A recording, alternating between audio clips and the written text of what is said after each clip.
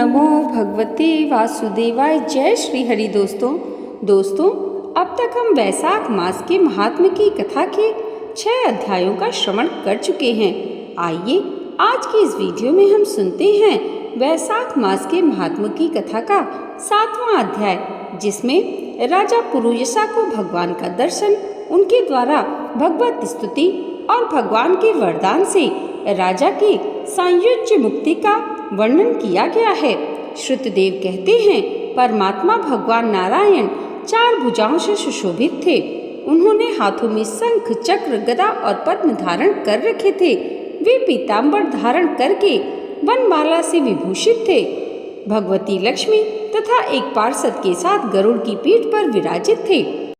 उनका तेज देखकर राजा के नेत्र सहसा मुंद गए। उनके सब अंगों में रोमांच हो आया और नेत्रों से अश्रुधारा प्रवाहित होने लगी। भगवत दर्शन के आनंद में उनका हृदय सर्वथा डूब गया। उन्होंने तत्काल आगे बढ़कर भगवान को साष्टांग प्रणाम किया। फिर विह्वल नेत्रों से विश्वात्मा देव जगदीश्वर श्री हरि को बहुत देर तक निहार कर उनके चरण धोए और उस जल को अपने मस्तक पर धारण किया। उन्हीं चरणों की धोवन रूपा श्री गंगा जी ब्रह्मा जी सहित तीनों लोकों को पवित्र करती है। तत्पश्चात राजा ने महान वैभव से बहुमूल्य वस्त्र, आभूषण और चंदन से हार, धूप, दीप तथा अमृत के समान नैवेद्य के निवेदन आदि से एवं अपने तन, मन, धन और आत्मा का समर्पण करके अद्वितीय पुराण पुरुष भगवान विष्णु का पूजन किया। पूजन के बाद इस प्रकार स्तुति की, जो निर्गुण, निरंजन एवं प्रजापतियों के भी आधीश्वर हैं। ब्रह्मा आदि संपूर्ण देवता जिनकी वंदना करते रहते हैं, उन परम पुरुष भगवान श्री हरि को मैं प्रणाम करता हूँ। शरणागतों की पाप राशि का नाश करने वाले आपके चरण बिंदु को परिपक्व योग वाले योगियों ने जो अपने हृदय में धारण किया है, यह उनके लिए बड़े सौभाग्य की बात है। बढ़ी हुई भक्ति के द्वारा अपने अंतःकरण तथा जीव भाव को भी आपके चरणों में ही चढ़ाकर वे योगी जन उन चरणों के चिंतन मात्र से आपके धाम को प्राप्त हुए हैं। विचित्र कर्म करने वाले आप स्वतंत्र परमेश्वर को नमस्कार है। साधु पुरुषों पर अनुग्रह करने वाले आप परमात्मा को प्रणाम है। प्रभु, आपकी माया से मोहित होकर मैं स्त्री और धन रूपी विषयों में ही भटकता रहा हूँ। अनर्थ में ही मेरी अर्थ दृष्टि हो गई थी। प्रभु विश्वमूर्ते, जब जीव पर आप अनंत शक्ति परमेश्वर की कृपा होती है, तभी उसे महापुरुषों का संग प्राप्त होता है, जिससे यह संसार समुद्र गोपद के समान हो जाता है। ईश्वर, जब सत्संग मिलता है तभी आप में मन तथा बुद्धि का अनुराग होता है। मेरा समस्त राज्य तो मुझसे छिन गया था, वह भी आपका मुझ पर महान अनुग्रह हुआ था, ऐसा मैं मानता हूँ। मैं न तो राज्य चाहता हूँ, न पुत्र आदि की इच्छा रखता हूँ और न कोष की ही अभिलाषा करता हूँ, अपितु मुनियों के द्वारा ध्यान करने योग्य जो आपके आराधनीय चरणाविंद हैं, उन्हीं का नित्य सेवन करना चाहता हूँ। देवेश्वर, मुझ पर प्रसन्न होइए, जिससे आपके चरण कमलों की स्मृति बराबर बनी रहे तथा स्त्री, पुत्र, खजाना एवं आत्मीय कहे जाने वाले सब पदार्थों में जो मेरे आसक्ति है, वह सदा के लिए दूर हो जाए। भगवान, मेरा मन सदा आपके चरणाविंदों के चिंतन में लगा रहे। मेरी वाणी आपकी दिव्य कथा के निरंतर वर्णन में तत्पर हो। मेरे ये दोनों नेत्र आपके श्री विग्रह के दर्शन में, कान कथा श्रवण में तथा रसना आपके भोग में लगाए हुए प्रसाद के आस्वादन में प्रवृत्त हो।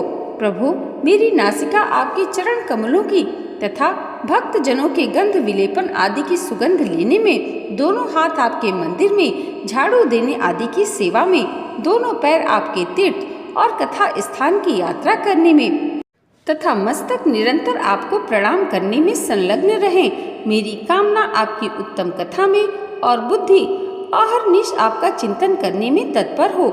मेरे घर पर पधारे हुए मुनियों द्वारा आपकी उत्तम कथा का वर्णन तथा आपकी महिमा का गान होता रहे और इसी में मेरे दिन बीते। विष्णु, एक क्षण तथा आधे पल के लिए भी ऐसा प्रसंग न उपस्थित हो जो आपकी चर्चा से रहित हो।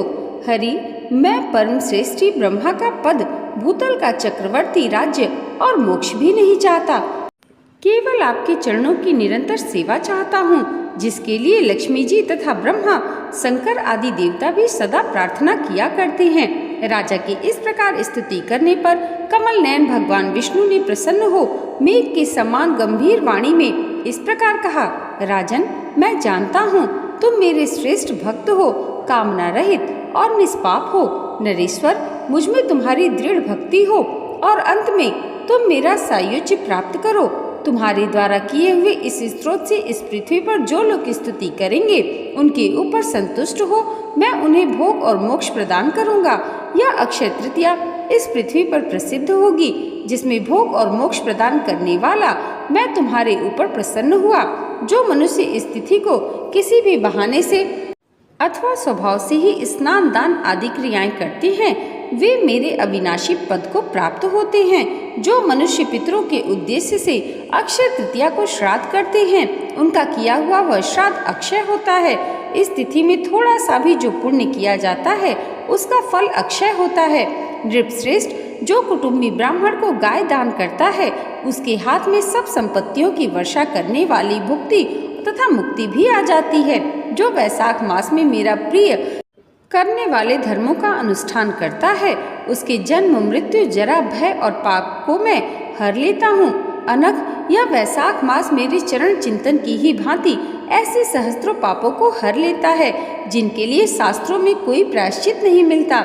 राजा को यह वरदान देकर देवाधिदेव भगवान जनार्दन सबके देखते देखते वहीं अंतर ध्यान हो गए। तदंतर राजा पुरुषा सदा भगवान में ही मन लगाए हुए उन्हीं की सेवा में तत्पर रहकर इस पृथ्वी का पालन करने लगे। देव दुर्लभ समस्त मनोरथों का उपभोग करके अंत में उन्होंने चक्रधारी भगवान विष्णु का सायुज्य प्राप्त कर लिया।